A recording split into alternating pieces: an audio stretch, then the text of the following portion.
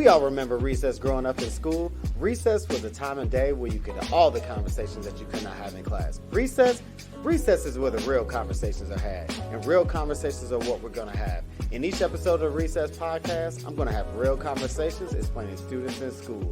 I'm your host, David McGuire. It's recess time, y'all.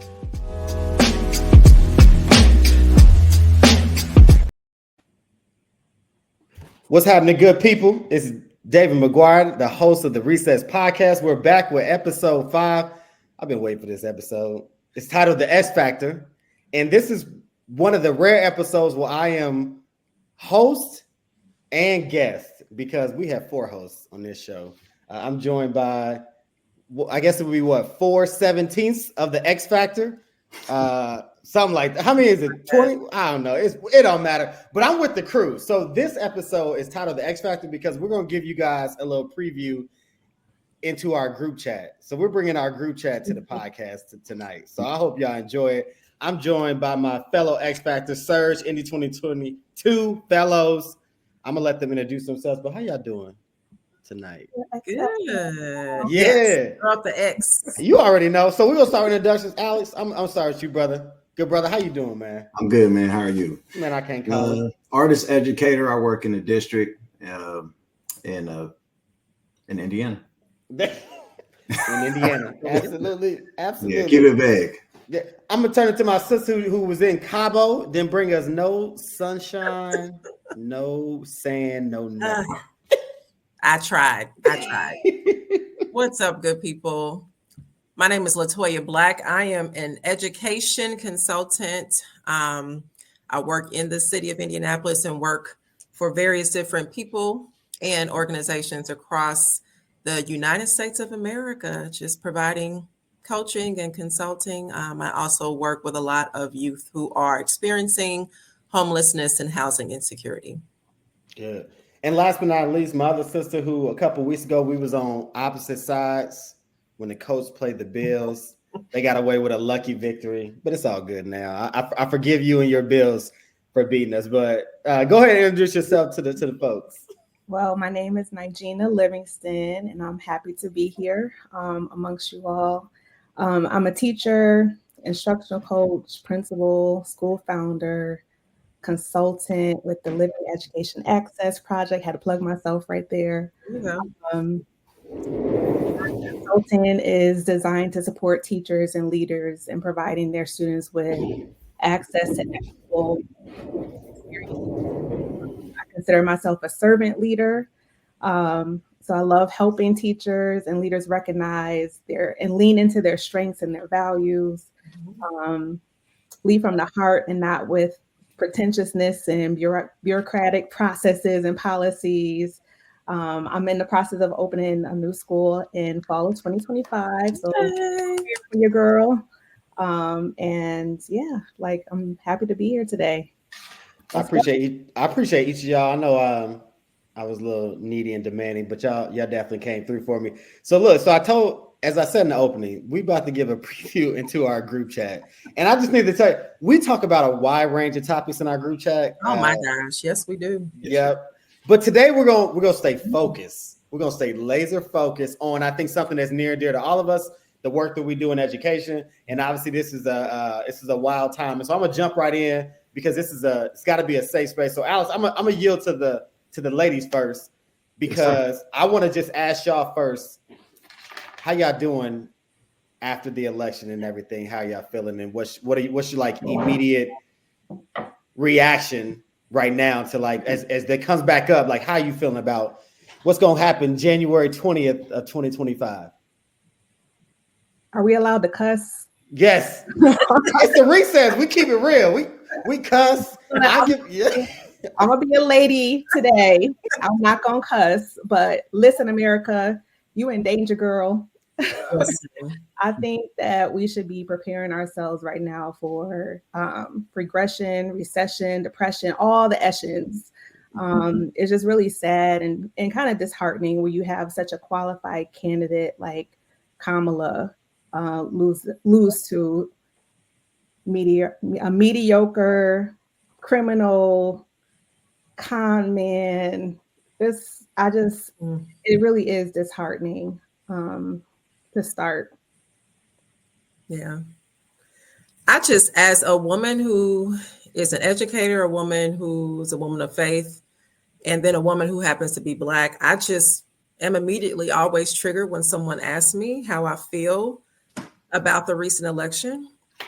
Just as a Black woman, I'm tired because we are always having to, in my opinion, save the country or be in the midst of a situation when it's on fire, right? Like, let's send her in there to ensure that things get done. But very seldom do we have the tools to put out the fire. And so this kind of reminded me of just that scenario that happens so much. And in education too, unfortunately, not all the time, but it definitely happens where we're often called in at the 9th hour or when it's really, really, really bad. And we don't necessarily have the tools and all the support that we need to really get over. And then it leaves us just mentally exhausted. And so I guess my message for everyone listening is to, especially women who happen to be Black, just stay encouraged, sis. Do whatever it is you need to do to get back to your center, to get grounded, and really take a hold of your mental health. You can turn off the idiot box at times. You don't have to be glued to it. But just know that at the end of the day is going to end and you have to do what's best for you. You have to do what's best for you. And I don't have a whole lot of faith in the administration that is coming in, but I certainly have a lot of faith in us, in our community. And I just hope that this is our charge to really band together, because when we're unified, we can just do so much more. Alex, man, how you feeling? I think post-election, it reveals to me about where we are in the state of the United States, as far as how we think, what is popular, how informed we are, how much research we actually do, what makes somebody qualified, all of these things. Because, I mean, every 4 years, somebody's going to win and somebody's going to lose. And unfortunately, sometimes it's not the person that's the most qualified. Yeah. You know, sometimes it's the folks that people choose, you know, and then whether they know what that means, I mean, that's what you find out in the next 4 years. So for me, it's always a lesson about how, number one, how algorithms are set up, right? I know what was on my feed, but it was based off of my likes and what I watch and the things that I see, right? But everybody's algorithms are set up to what they listen to and what they feed. So what was on my timeline was not what's on the world's timeline, right? That's one perception I was looking at. And then, honestly, the fact that people aren't exercising their rights to vote. So I think the stats was like 60 million people didn't vote or something crazy like that. And I just think that part is the part that's unfortunate, because you're not exercising a right that many of our ancestors fought really hard to have, you know. So that's my, after thinking about it, feelings. You know what I mean? Like, yeah, you know, I mean, it's going to be what it's going to be. I think that his inauguration's on MLK Day, ain't it? Something crazy like that. Oh, I hope not. Lord Jesus. I heard. Somebody, okay, why go real quick? Somebody look that up and confirm that for it. But I'll say that this is some bullshit. I'm a cuz. This is some bullshit, man. Like, and I'm be honest. Can I be vulnerable with y'all? Because y'all family. Please. Right? Okay. Family. There was a small part of me that wanted to be an election denier this time around. I ain't gonna lie to you. I said something crooked didn't happen. Not that I'm justifying. I'm not storming no Capitol. Let me just name that for sure.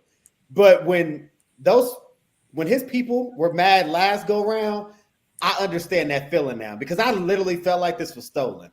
Yeah, it just didn't make sense. And I'm like you, Alex. I know what my feed was saying, but I'm also know that I was also watching Fox News. And, I was being intentional about making sure I was trying to see both sides, and neither side ever saw this, right? Mm-hmm. Like this landslide. So then it got me thinking, like, hey man, was this shit stolen? Like, I don't want to be that person. Mm-hmm. So that's like, that was my reaction. But transparently, like you all said, for me, the work don't change. I said this before, the work doesn't change, just the conditions we work in. So we're going to put our head down and we're going to keep grinding, but it's still some bullshit. I love what all of you all had to say. And I will offer it, David. I don't necessarily believe it was stolen, but I will say it was purchased. I will say Elon Musk, one of the richest men in the world, is storing money. But he could not. Kamala, she stepped in. She did an amazing job raising so much capital, but she couldn't compete with that. Mm-hmm. When you have a man who's saying, if you sign this or you register to vote, I'll give you $1 million a day. And when he's running ads, like he literally was running ads with two different messages to oppose her. So like in some, and I don't remember, don't hold me verbatim to this, but like there's one narrative that some people didn't like, so they ran that about her. And then there was another narrative that people in that same community didn't like, so they ran that about her. And it's just like, how do you compete with that? And now it feels like Trump is just like bringing all his friends to take over. And you have oppressed people who are going to suffer more oppression under the hands of white male billionaires. And I just don't think that they have the people's best interest at heart. They care more about money and power. And we're all going to have to navigate these rocky waters very carefully going forward. Yeah, I like that better than I like what you said about being bought. And then you mentioned a good segue when you talked about his friends. So look, I'm 37. I would say most men my age went through a phase where we watched WWE. Okay, we did. Yes. Okay, so some of y'all still watch it faithfully. David got his hand right. That is I. But anyway, the point is this, man. So when I see Linda McMahon, and if you've been following like just cultural things, everyone knows what happened with Vince McMahon, her husband. So then it got me, mindset. Everything's with mindset. This man has made her Secretary of Education. So again, we're talking about something near and dear to her heart. All I did when I saw that last night on the X, again, I had to go to Chalk Beat. I'm like this. I'm telling y'all, man, 47, man, he's trolling us. He's got to be trolling us. So when y'all think about the wife of the founder of WWE, the former owner, CEO of WWE, who was fired for sexual harassment and sex trafficking and all this, which if you think about it, kind of goes hand in hand. But that's birds of a feather flock together. When y'all think of that, when you think about something near and dear to our heart, when we're talking about Black and brown kids that can't read. We're talking about a teaching profession where there's a lack of teachers of color, specifically males of color and things like that. And then he puts in a billionaire white woman who claimed to fame as, I think she was a board of, I'm not knocking board, but she was a board something. I don't think she was ever a classroom teacher, principal. She wasn't. I don't think she really did the PTA or PTO, any of that stuff. This is our Secretary of Education. So it's two-part topic. First, your reaction to her, and then I think this goes along of his lines of possibly shutting down the Department of Education. So whoever wants to jump in, just give me your thoughts on that. Like, this is where we're at. This is where we're at. First of all, I didn't even know who she was at first. Like, I had to double check the name. And then, being in education for a while, man, usually people that's on school boards and members, they don't do education. It's all political. So I'm not surprised that in the biggest overarching position you could be in, an educator would not be somebody who's of stature or of relevance. You know what I mean? Like, I'm not surprised, actually. It's kind of one of those things, like, if you're looking at his team, it's basically whoever's available. Like, because there's a lot of people that weren't available. There's a lot of people that openly went against him during that election for whatever reasons. You know what I'm saying? So and then I don't know, man. And sex trafficking is just a whole nother topic to me. Right. It's one of the biggest issues in America. Nobody talks about it. You got Weinstein, you got Epstein, you got Diddy, you got McMahon. I mean, the list is long. It's really interesting. It's crazy how big it is in every state, and nobody talks about it. It's big here in Indy, right? I don't know what the connection is and why people are missing like that. I don't know. It's just weird to me why that's the thing in America. But as far as her being qualified or not, I don't know. I'm just hoping that one day they'd be like, you know, they should pay teachers more. How about that? How about that? As long as we can get to some type of consistency in that area, like, oh, you know, education is just like, you know, police and fire department and people of the service, because, you know, we serve the community, you know, and those 2 months off that people think is the free time, it's actually recovering mentally from the long haul of being mandated reporters and doing all the things we can to make sure the kids are taken care of 8 hours a day. You know what I mean? So I don't know. Hopefully somebody puts a bug in her ear and maybe she does something decent. Well, that's my silver line of hope. You know what I mean? We hope alive, Alex. But got to. Hump your fist. Like, while I don't agree with the choice, I understand the choice for like 3 reasons. Number one, because she's not experienced, there's a certain level of ignorance that she has that people can take advantage. That means she's going to be led. Like, people are going to feed her with what they think is best for the Department of Education, and she won't be able to counter that with the experiences that educators have. And that's going to work out to their benefit. Number two, she's loyal. She is in his camp, and he's hiring people who are going to be loyal to him, not necessarily to the good of the country or the betterment of the people. So that doesn't surprise me at all. And third, she's a businesswoman. She comes from a business background. And I think that we're going to start to see the business of education take off pretty soon. So as we're moving towards school choice and privatized education, don't be surprised to see many Trump schools or McMahon schools or friends of the McMahon and Trump's schools in your neighborhood. And that's where the money is going to go. All of these things, if you follow the money, that's where you're going to see the play. I totally agree with that, Nigena. Oh, sorry, David. No, to Gina's last point, my first reaction was, this is another clown in the circus of Donald J. Trump. Like, I'm not surprised at this point. I just have my popcorn, right? And I'm just like, who is he going to bring from behind the curtains next? Who's going to put on a show for the next 4 years? And he's going to basically puppet, because as Gina said, and I totally agree, they are loyal to him. They could care less about the American citizens, and especially about those who are marginalized, right? Like, so they're going to follow him blindly, whatever they need to do. But I definitely said clown. But to what Gina just said, I literally was just like, wow, to think that KIPP is the largest charter school network. Imagine how many more like Trump schools there are going to be. If he really does what he says he's going to do, it's going to be crazy. Like, it really, and it's really going to put Black and brown children that much more further, but behind the needle. Like, that needle will be so far behind, and we'll have to work that much harder to ensure that they are in schools where there are great teachers, where there's cultural pedagogy, where there are all the things. But it's going to be very difficult because a lot of our parents just are uninformed and don't know, right? They're not taking the time to really understand what Project 2025 is.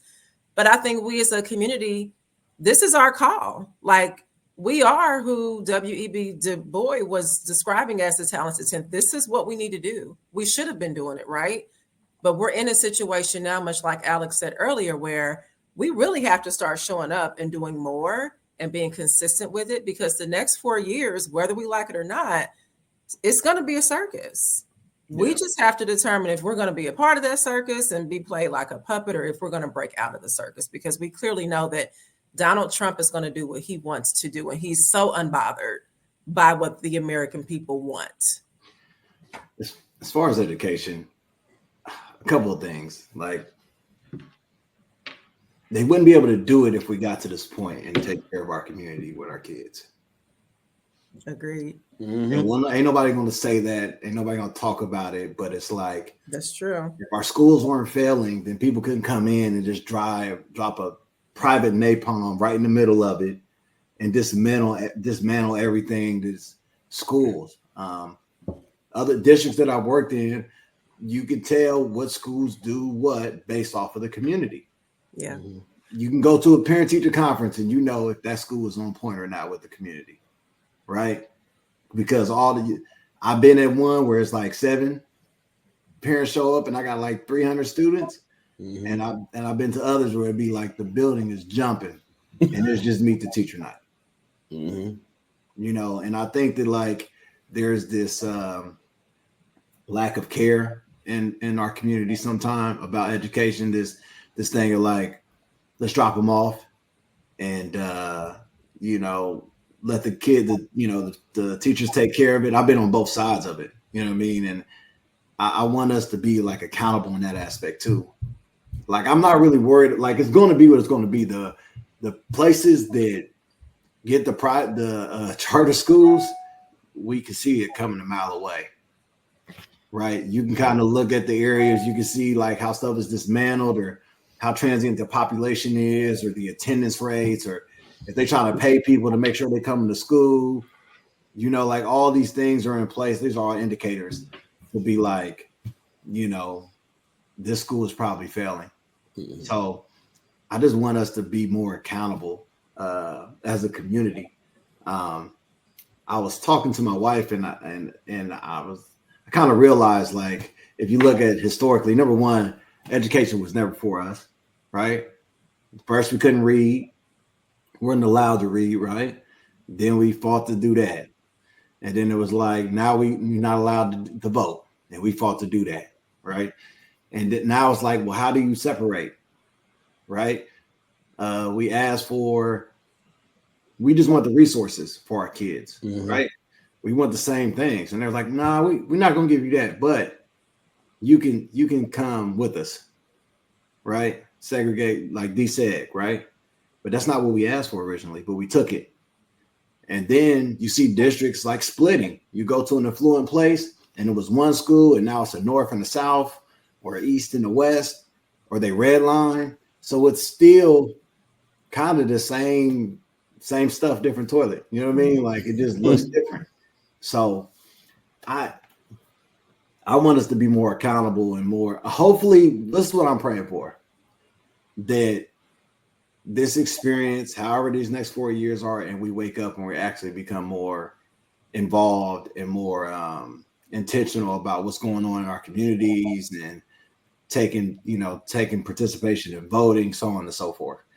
Like, I hope that it pushes people to be like, no, we gotta be like this, and we gotta be like that. We have to be more vigilant is the word I'm looking for, about what's going on in our communities, because that's what happens, right? Pressure makes diamonds. And I just feel like this is going to be like a pressure type situation in the next 4 years. Yeah, my fault. That was a soapbox. My bad. I really like that word, being accountable.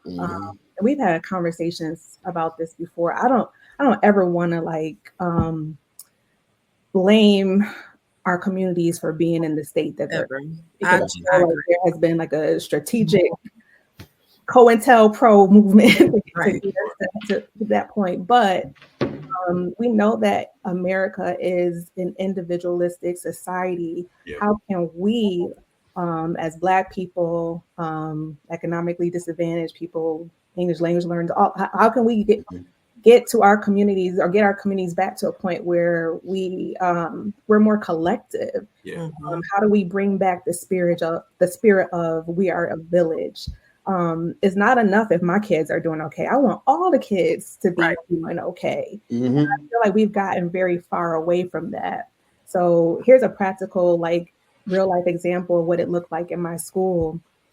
When we had parent teacher conferences, we knew that there was going to be a subset of our population of parents that could not make it to the meeting. So we didn't just accept, okay, this parent is not going to be involved for whatever reason, good or bad, and this child is not going to have anybody there to discuss their progress or lack of.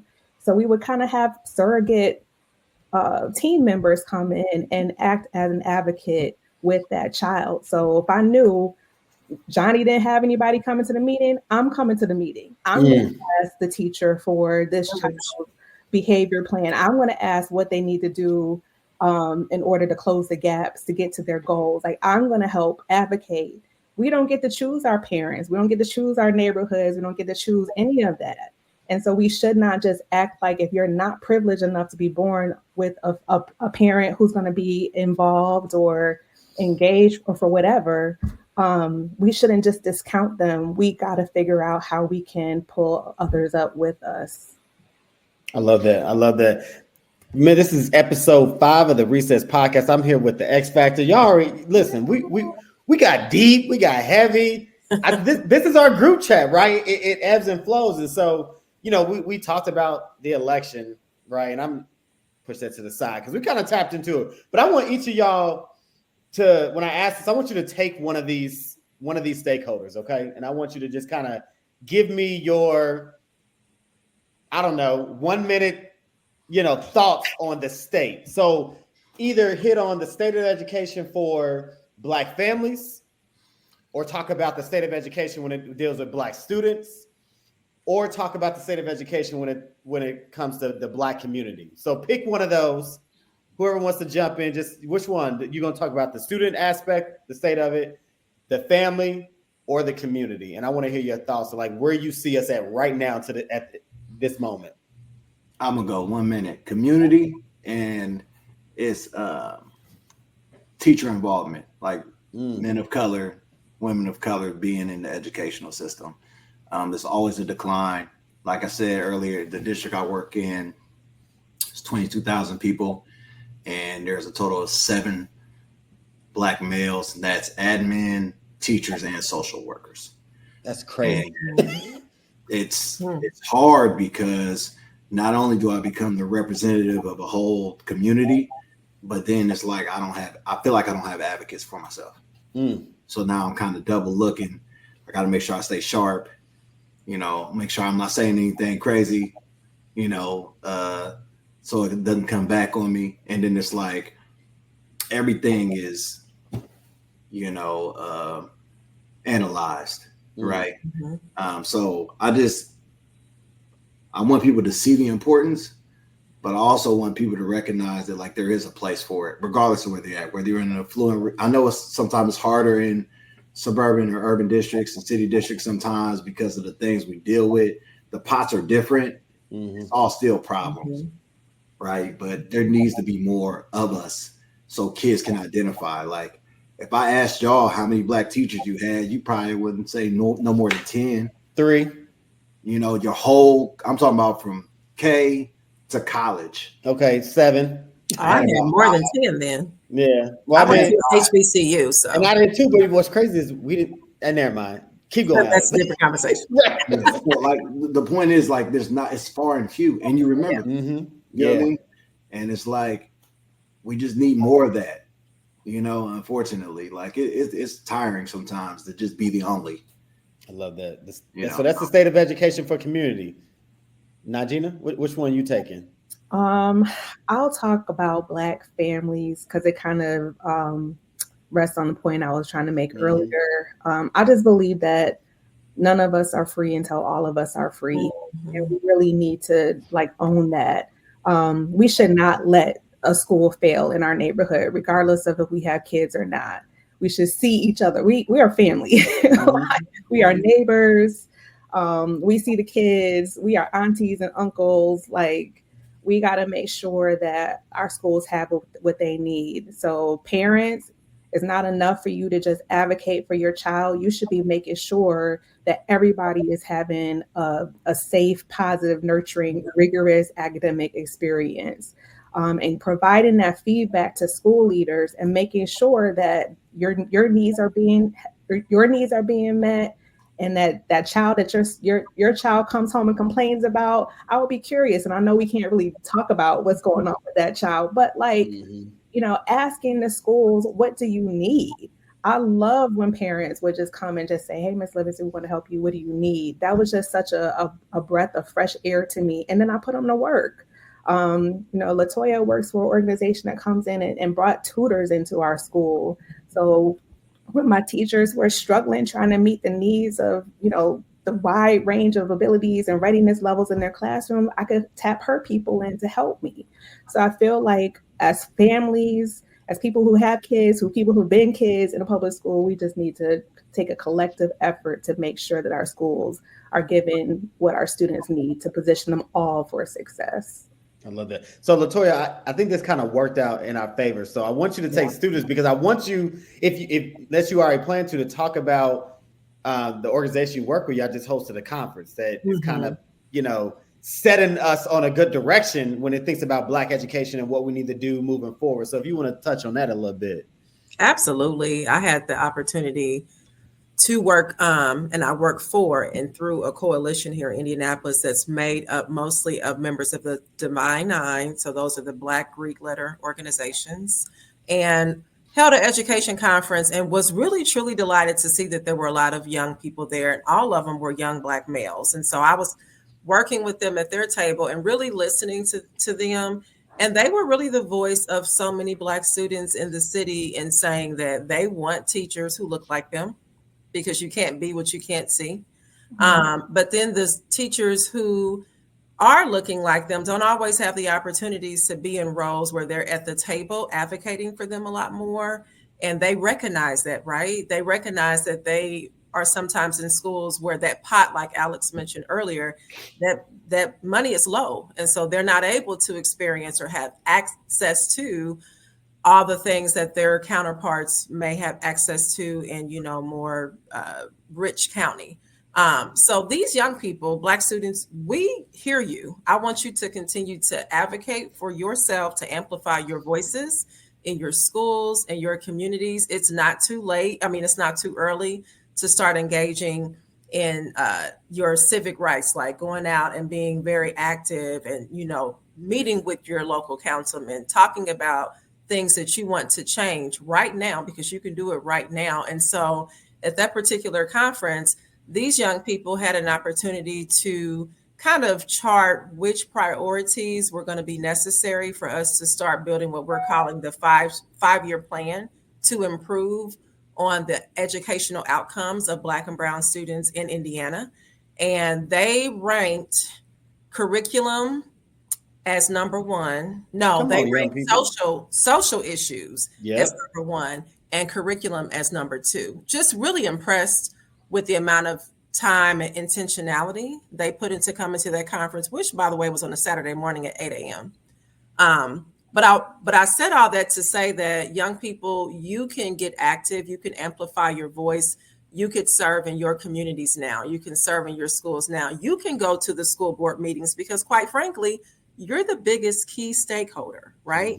This is your education. And so it doesn't have to start when you're older. You can start doing it now, because you truly are going to experience the success that you want and that you deserve when you take advantage of your education and you take it by the hands, right? We want you, my generation wants you to be the future and the children that Whitney was singing about in her song. I believe the children are our future. We want you to be those children, right?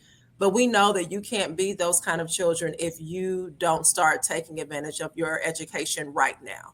Don't wait. You have to prepare. You don't have, and you can't afford to wait, right? So I am asking you, we're asking you, we love you, and we want you to start taking advantage of it right now. But we'll be there to help you every step of the way. Man, if I think about what you said, Alex, in my dissertation, shameless plug, to be Black, to be male, and to teach, I interviewed a Black male educator who mentioned a similar story, right? Being one of the only ones and talking about how he was then labeled the token, right? The token Black person for everything Black in the district, and how that waned on him and almost forced him to leave the profession because it was all this unwanted pressure outside of teaching that he had to carry, right? Then when I think about, Nigena, like you said, just the families, right? Like one of the best things, the greatest decision I made as a principal was when I decided to partner with the families in my building. Best decision I made, because from there, I was a made man, right? Teachers get mad at me, teachers quit, but I had the people, right? I had the families, I had the community, and they always had my back. When I went through some stuff, the people that showed up for me was those families because I took care of them. And we say it to our young people, we have an obligation, right, to set them on a path to make sure that they live out their wildest dreams, right? I always felt like that education is a social work, right? It's social justice. And I had a professor in my HBCU that told me teaching Black kids is a revolutionary act. And I've always just stuck with that. So this last one, we do this so naturally, right? Which the reason I started this podcast was like I always wanted to build community around, with Black educators or people education adjacent. I mean, I started this 4 years ago, 65 episodes ago. I'm almost at 100, by the way. Right. Come on now. Come on, 65. It started off as conversation, right? I just said, like, we have these conversations in a group chat and in silos, and people need to know what's happening, right? And we come up with these grand ideas and don't share them. And so when you guys think about building community, right? And I said I was going to do this in the pre-show, and I'm going to do it. As I mentioned, we are 4/17 of a cohort, and we carried the cohort. So I know some of them going to listen. I'm throwing shade. Y'all got to start responding. My man Alex been trying to schedule bowling and karaoke, and we're trying to stay connected because we made a promise in our fellowship that we was going to stay connected, and we the only 4 that's sticking with it. Yeah, I pledge with y'all, man. Come on. And we bled. We ain't gonna talk about that, but we bled together. And we had a very come to Jesus moment that I thought drew us together, but some of them backed out. But anyway, this is what happens in our space, I feel like, with a lot of Black educators. Like we say, Nigena, we're gonna work together, our school's gonna partner, and then you hit me up and I ghost you. That happens far too often. So when y'all think about this idea, like, Either tell me, why do you think we can't connect, or what do we need to do to connect better? Pick one, just go with it. I don't think you have enough time left on your podcast for us to really talk about that the way we want to. That's going to have to be a group text conversation. Which I can't get privy to that because there might be some explicits in that. But right. in the little bit of time we got left, about, let's just say in the 5 minutes we got left, right? We try to get, what do y'all think? Why can't we, or what can we do to be better with coming in community? I think just with us as a collective, all these brilliant, beautiful Black and brown minds, life is always going to life. It was lifing when we were going through our experience with that organization that we're alumni of now. We have to be intentional. You have to be intentional about creating the space and time so that we can continue to grow and hopefully take over the city, take over the state, because we have so many phenomenal what we call freedom dreams. And if we work together and not in silos, but work together and really come together, I feel like we could truly make progress on everything that we talked about as it relates to Black and brown students. But we have to be intentional in doing that. So be intentional with time, be it social gatherings or be it like future planning sessions, just checking in and see how your freedom project is going, or who I can actually get you in touch with so that it can take off, because we clearly know that we all have brilliant minds, but we're so much stronger together. So I just think the word that I'm going to continue to emphasize is being intentional, because once you're intentional, then you know that you are committed to it. And this, what better time than this post-election, going into 2025, what a better time than to be intentional than now. So I am hoping that our fellow cohort members will hear this and become that much more intentional. Alex, you going last. Because I can see Alex's I can see his face. Alex, you going last. My good sister Nigena, what you think? why can't we, or what are some solutions? I think I won't say we can't, but I Okay. would say part of the block is based off of like white supremacy. And it has us thinking that there's not enough. There's not enough for all of us to be great. There's not enough for all of us to have what we need. And I think we need to be aware of that and challenge it. We do have enough. We do have enough assets. There are enough resources to come around. We don't need the things that we think we need. We have the things that we need to be successful. Especially if we have each other. If I'm struggling with a problem, struggling with a resource, I should be able to pick up the phone and call anybody in this community, and they should help me, because helping me is going to impact this community of 400 kids that I'm caring for. And so when we get past the idea of like the urgency around, oh, it got to be me, or I got to be the top one, I think if we could overcome that, then it'll be easier. And I think the way we do it is just like we're doing here. We can start small and build. People love to be part of something when it's successful. So we start and by leading by example. And I'm not trying to say we're the best or anything, but if we start planting those seeds and showing people how we work, how well we work together, and what we're able to build as a result of pooling our talents, people are going to want to latch on sooner than later. So we just keep building, and if we build it, they will come. I love that. Go ahead, brother. Go ahead, my dog. I'm going to say that I think it's because I live in the boonies. You know what I'm saying? I'm like not right in the city. I just can't, pull up and pop out on, on people and stuff. But time is the most precious commodity, man. And I feel like, unfortunately, in our Black community, I'm not just talking about X Factor, I'm talking about everybody. If it's not beneficial at that moment in time, and they can't make a connection, or, it's not going to benefit them in their pocket, sometimes they just don't want to do it. And I feel like that's what I've learned moving here, because I feel like I'm still green in Indy, but people are hyper focused on like the business of business and not in necessarily building community. Like I met a lot of weird Black people in Indy because they just not on the. I feel like I was in a very communal place in Ohio, and everybody just kind of kicked it. Like we worked, but then there was like we could like stop work, and I feel like everybody's about work here. That's my honest opinion. Like I love everybody. I love everybody in X Factor. I try to check on everybody, but niggas be too busy. And I ain't gonna start reaching out. It's just, all right, I feel you. Well, I checked in. You know what I'm saying? Like, so I think that they have to see the benefits of it. And if they feel like they don't need friends, or they don't need this, or they don't need that, or they got it all figured out, that's whatever. But it's just like being married. You need to know that somebody else is going through the same things you're going through. Yeah. So you cannot feel like you're in the silo. So sometimes people choose that and be like, I need to figure it out on my own. I don't need nobody. I got it. But Surge kind of put us all together. So, yeah, I really hate to hear that people who are implanted here, it's kind of a reoccurring theme, David. I don't know if you hear some of the same things, because we're from Indianapolis, but it's always, you all work too hard, you don't play enough, or you're weirdos. I don't want for people to call us weirdos, but I could see it. Like I could definitely see it. And I say it in the sense of we need more community. I think that's what we're lacking here in Indianapolis. And I just hope that gets better. Yeah. Good. My favorite part of the show is the end, but I love final thoughts. And normally I have like a question stem or something, but final thoughts, 30 seconds. And because I'm going to post this video, I ain't done a video podcast in a minute. It's just been all audio, but this is going on the YouTube page. We're going to do a solo screen. So, Alex, let me put you on a solo screen real quick. No. my dog. All right. What's your final thoughts? 30 seconds. Anything you want to say? Final thoughts. You can even throw shade back in Nigena for Bron and Bronny if you want to.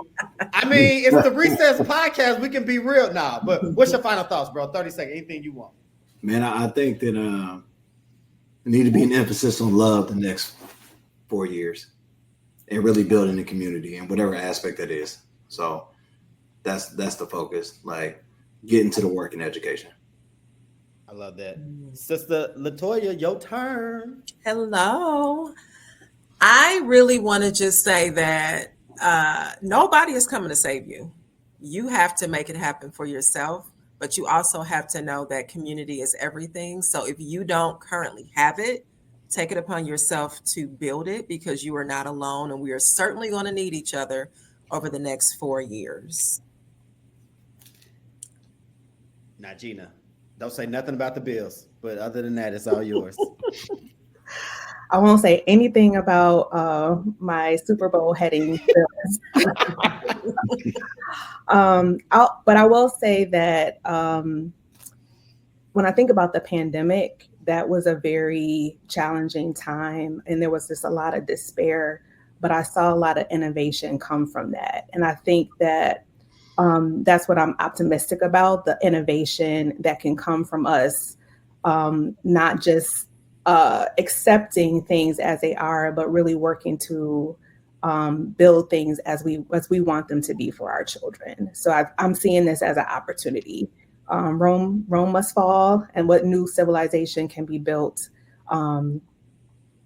as we watch parts of this country burn. Like, how can we save ourselves?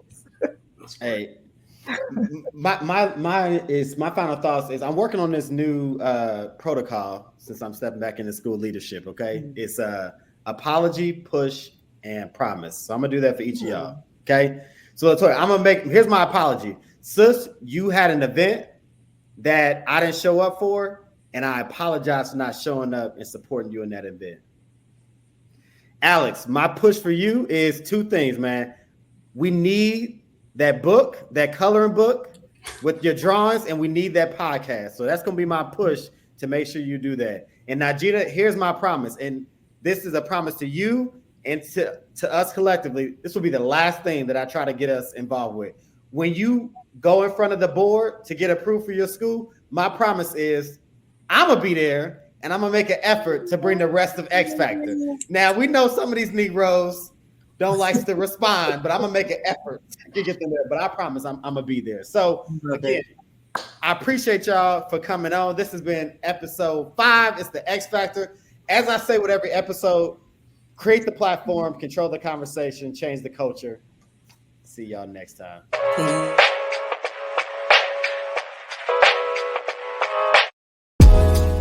This has been the Recess Podcast, and I'm your host, David McGuire. If you want to interact more with the Recess Podcast, subscribe to our YouTube page at the Recess Podcast. Follow us on Twitter, the Recess Podcast 1, and subscribe and like wherever you get your podcasts.